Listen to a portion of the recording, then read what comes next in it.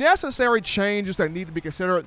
First and foremost, when you look at Pete Golding, the defensive coordinator, and we've had some great calls today. Some talking about Coach Golding, some saying it's not Golding's fault, it's execution by the players, it's playmaking ability by the players. The players have to do their job, and absolutely, I agree with that. But with me, it's sometimes players take their cues from the coordinator, and that's older guys as well as younger guys. So if your coordinator has that mentality of defense is important to me, we're going to dominate on that side of the ball, we are going to tear up the opposing team, we are going to make sure that this happens, and they have that energy to do so, and they are emotionally, physically, psychologically, mentally vetted on the defensive side of the ball, then those players are going to feed off that energy.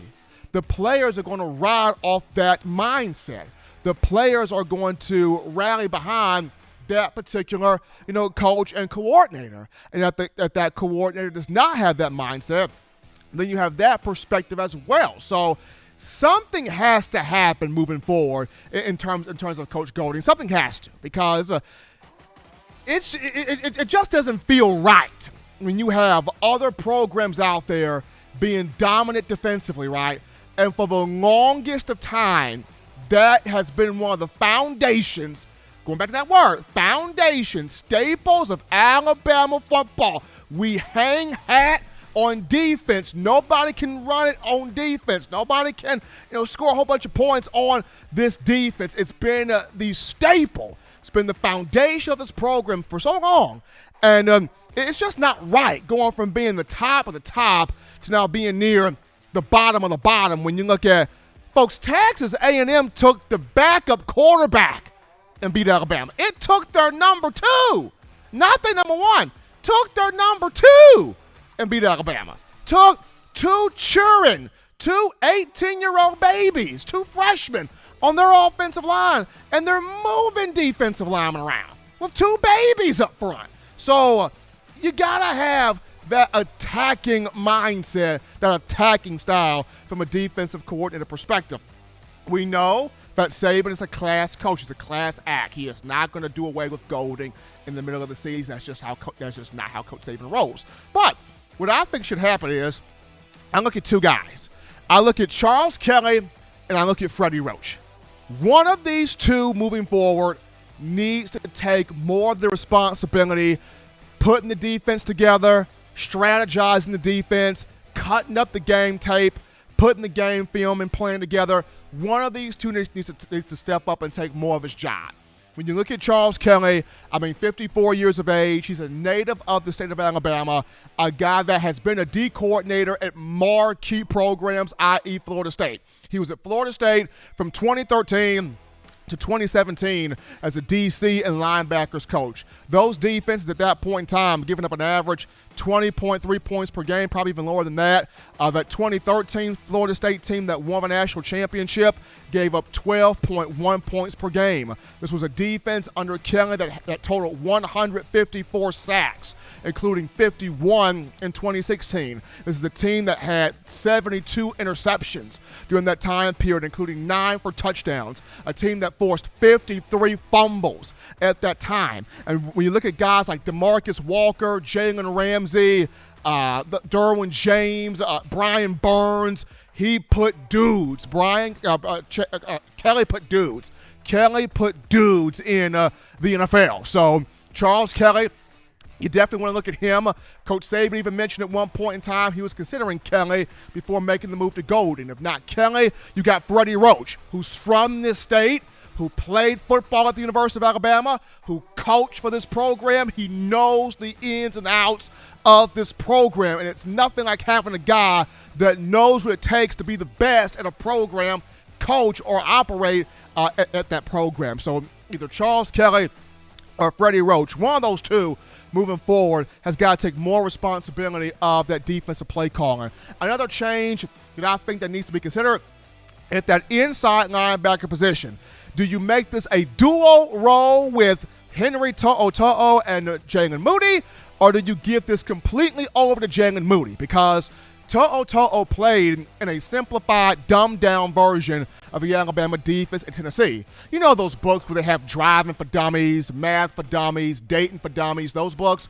Well, Henry To'o played in an overly simplified system at Tennessee, but he's having some problems with the complexities and the terminologies and just the intricacies of the Alabama defense. And he's lost out there. And even though Henry T may be an overall better athlete than Moody, Moody suits better here because Moody's been in the complexity of this program for 4 years. So in terms of him being able to make the calls, him getting guys in the right spots, him being the thumper that he is in the run game, most importantly, Moody a 3-star dog. Like Moody got that Rough Rider DMX, where the hood at mentality. That's Jalen Moody. Moody's got that type of mentality on the field.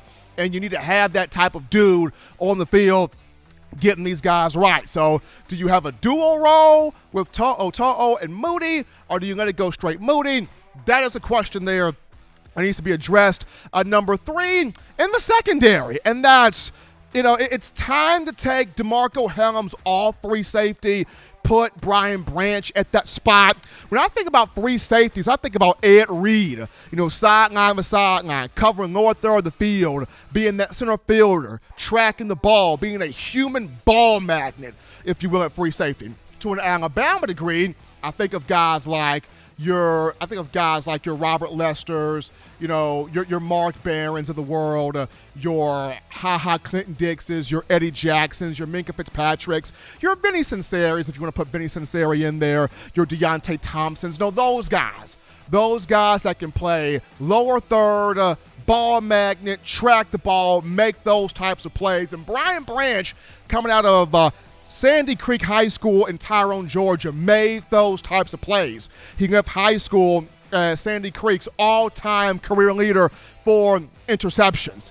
Put that guy at free safety. He's not a star. He's a free safety. That's Brian Branch. And DeMarco Hellams, he was just a pure athlete in high school. He played everywhere. So he's still raw at that solely defensive back position. He loves to come down and make big hits, so he's more so fits the strong safety profile, but Hellams not starting there because Jordan Battle is starting there. So for me, it's Brian Branch. He is more of a free safety. He is a more natural free safety. That's the guy you got to put back there at that spot. Either him, either Christian Story, as some of you guys have mentioned in calls. Christian Story is pretty darn good himself, but got to get DeMarco Hellams off that free safety spot. That's the main thing. And so, last but not least here, and changes to be made on the offensive line. Love Chris Owens to death, but he is not it at right tackle. It's time to look at J.C. Latham. This guy came in 5-star, unbelievable ceiling, for a reason. We have seen a ton of freshmen start on the line for Coach Saban, whether that be Cyrus Quanjo, Cam Robinson, Jedrick Wills, Jonah Williams, Evan Neal, Alex Leatherwood, you name it. We have seen freshmen come through here and start on that offensive line and be marquee contributors. And J.C. Latham at 6'6", 325 pounds from IMG Academy has that type of ceiling, has that type of nastiness and playmaking ability. You got to look at him. You got to look at, a Damian George maybe even a Pierce Quick. Chris Owens not it there at right tackle. Good dude, love the kid. But if you're trying to say playing winning football on the line, creating that protection for Bryce Young consistently, and also in that run game, at some point, you got to evaluate that position and look at more of J.C. Latham up front. But, folks, those are just my ideas. Will Saban take heed to them? Who knows? Maybe he will. Maybe he won't. But those are just my ideas in terms of changes that need to be at least considered implementing moving forward here for Crimson Tide football.